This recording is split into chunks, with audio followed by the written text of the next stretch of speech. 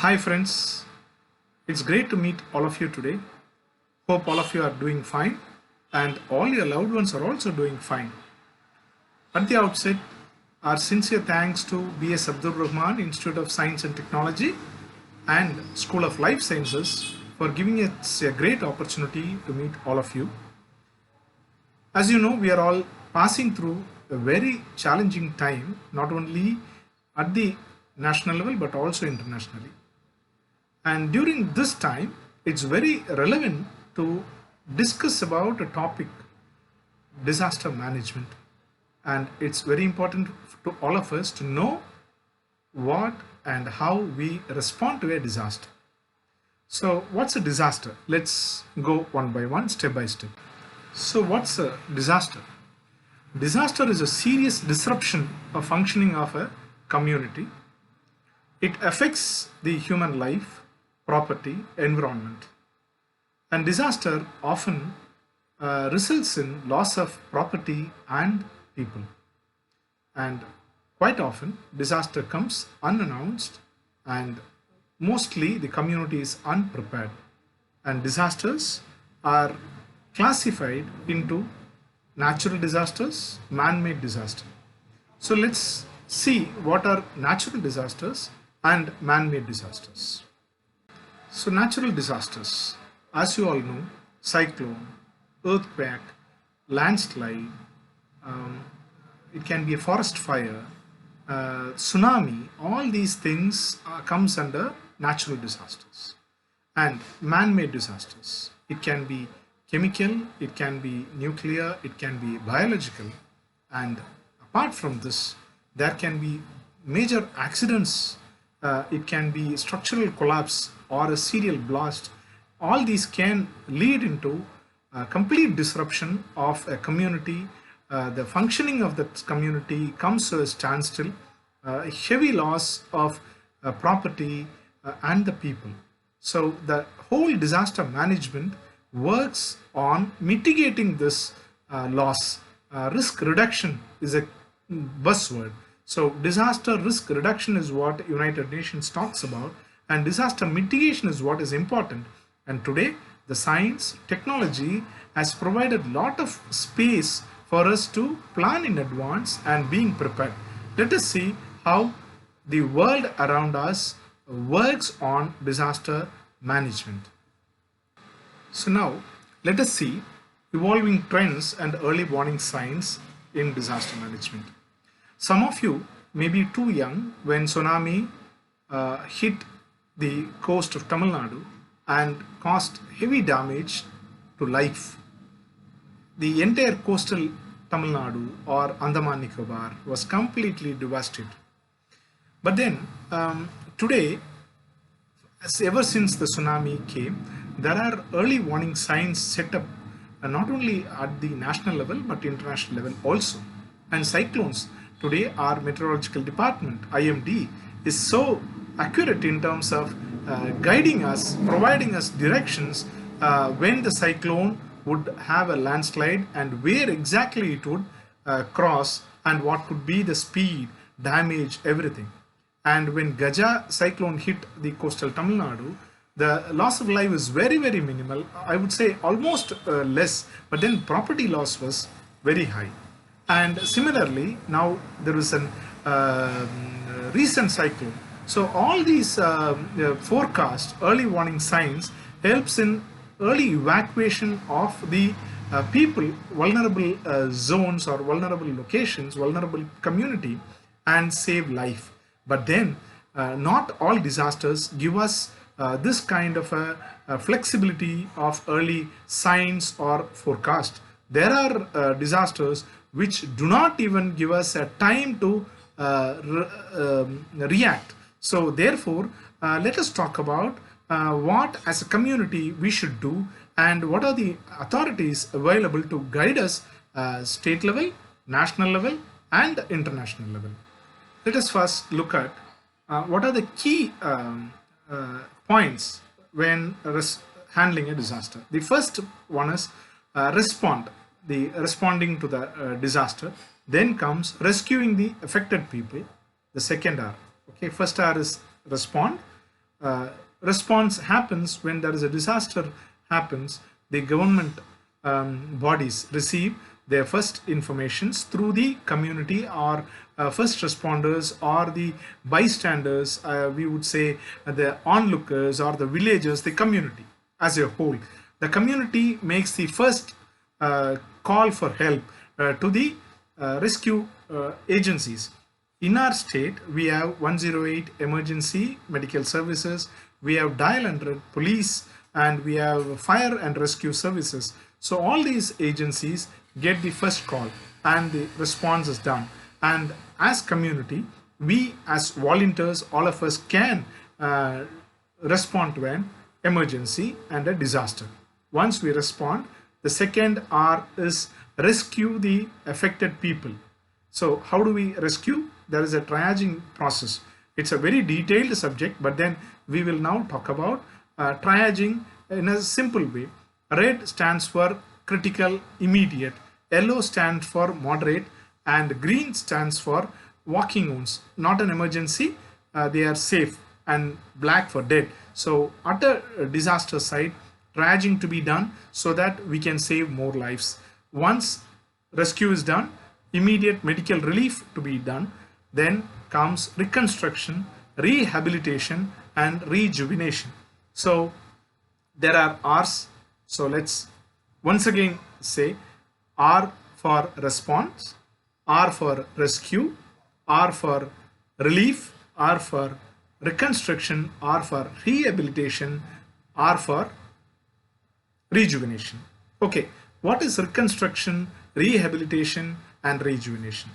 When it comes to reconstruction, once the entire property is lost, okay, their livelihood is lost, the community is stranded. Therefore, as community, we can go to the affected people, help them build their lives back.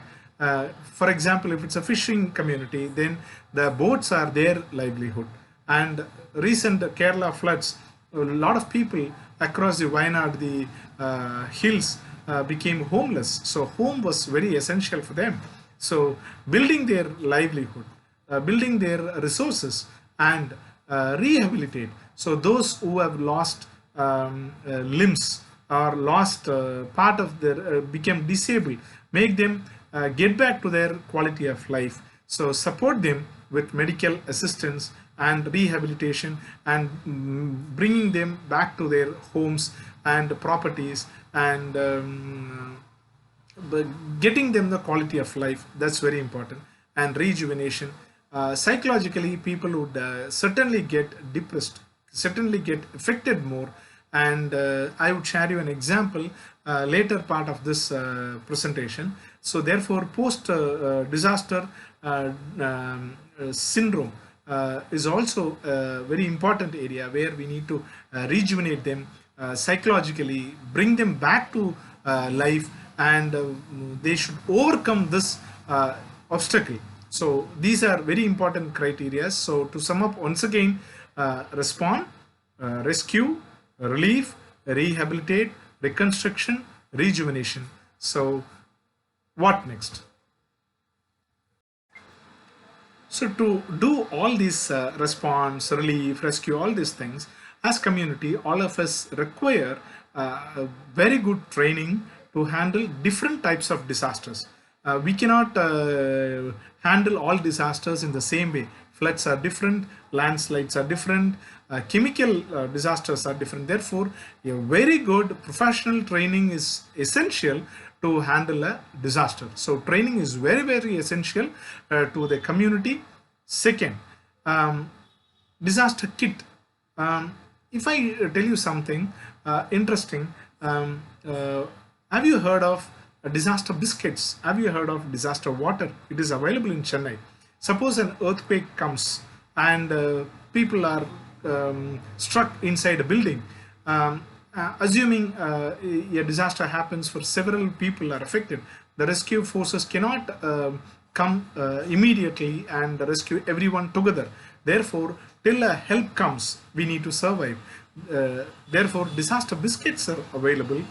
Disaster waters are available with longer shelf life. This can help us survive till a professional help arrives. So very interesting subject things have come, and disaster kits are essential. While first aid kits are essential, every institution should also have a disaster kit in place, disaster rescue plan in place, disaster management policy in place. And with the kit, what else we need is effective communication. See, today when I talk to you, you understand, and you talk to me, I understand. But then during a disaster, all of us would be panic. Therefore, we need to have a common communication in place, and cell phones have also become ineffective during some of the disasters. Therefore, we should have a very strong and effective communication redundancy plan in place, so that our communication does not fail, and communication between each volunteer or the person involved in the rescue should also be effectively managed. And to do this, we need to practice and evaluate and see if the communication is perfect, and this communication will help save more lives. So having said about training, about the disaster kit, I would like to share with you a few experiences I have come across in disaster management. One example was when Mumbai floods came in. One of the banks, okay, they had all documents stored in the basement, okay, completely washed away, and many of the important documents could not be saved, and the servers, one place could not function because it was flooded.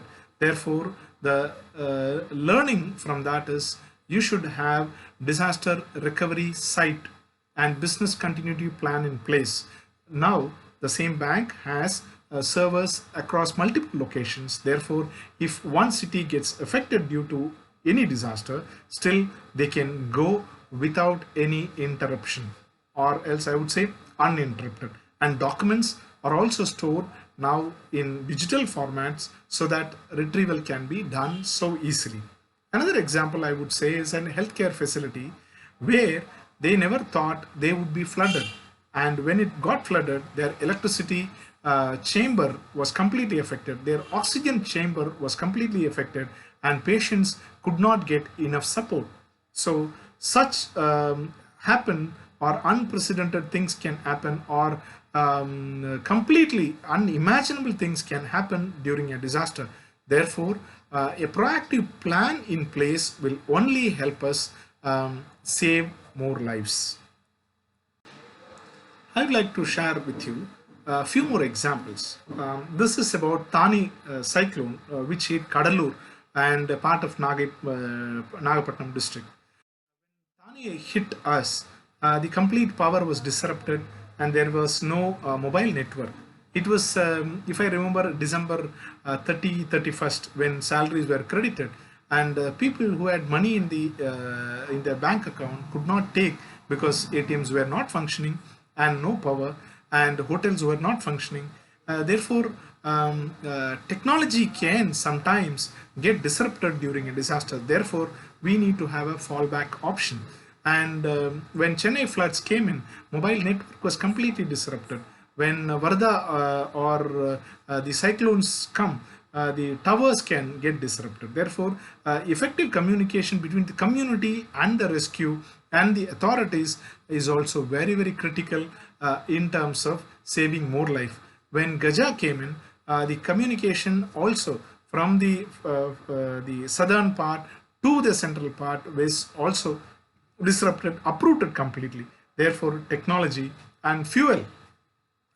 Many places the generators could not be operated because the fuel could not be transported, and people never thought the Chennai floods will last for so many days. Therefore, the backup plan was not available with many organizations, many institutions, though. So the generators were not functioning.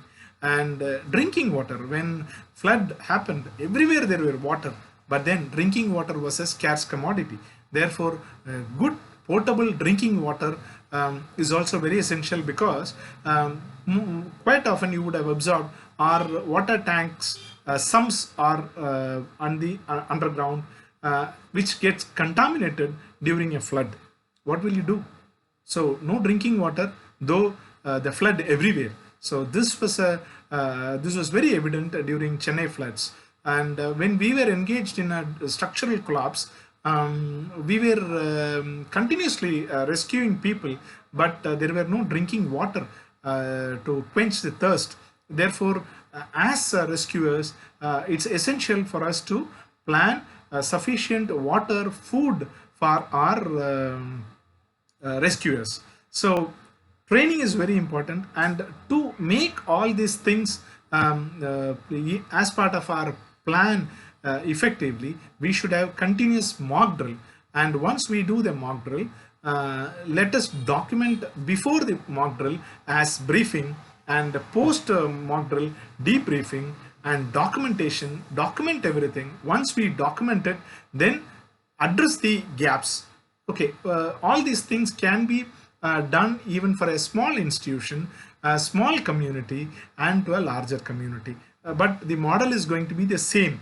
Let's brief, let us do the mock drill, let us debrief, document, and address the gap. This method will help us mitigate the risk and save life to a larger extent, and we will not have any loss of life. Let me tell you, this plan works better. Another important experience I would like to share with you is 104 health helpline. And when a disaster happens, there are giver and taker. There is a need and supply, and somebody wants to donate food, and somebody is starving for food. So integration is very important. At 104 health helpline, we were able to integrate people who were ready to give food and somebody needing food. And somebody was giving napkins, and somebody needed in the community, so we integrated. Somebody needed bread, and somebody manufactured bread, so integration. Therefore, early mapping of such suppliers and integration with them to a central body will help us during a rainy day.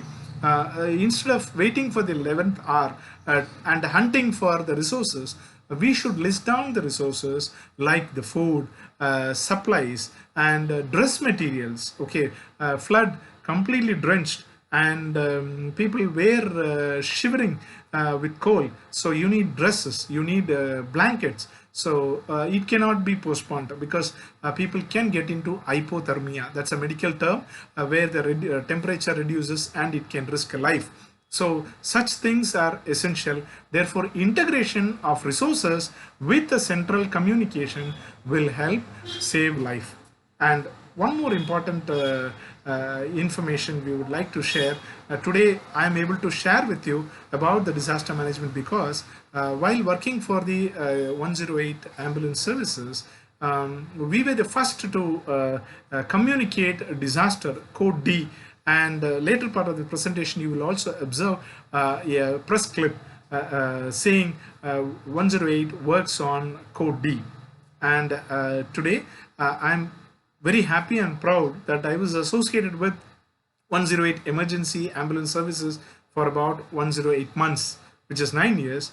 And during that phase, we were able to, as a team, develop a lot of plans and work towards disaster management. And personally, the Chitteri train accident and Mauliwakam structural collapse, Varda cyclone, Neelam cyclone, Thane cyclone, Gaja cyclone, and Sivagasi firecracker blast, and Chennai floods. So several disasters, both natural, man-made, we were able to work closely with the community, but we were involved in the initial two phases, which is respond, rescue, and provide immediate medical relief. So beyond that, lot of things to be done, which government works with the government bodies itself and various NGOs also. Disaster management is a very large subject and needs a lot of deliberation, lot of discussion. It cannot be put it in 10 minutes or 15 minutes, but then the objective of this session is to give you an idea on the disaster management and generating interest to learn more. And if you are very keen on learning disaster management, it's very exciting, and you should keep updating yourself, because every time a disaster strikes some part of the country, that learning, that best practices can enable us, enrich us to proactively plan and mitigate risk in our community.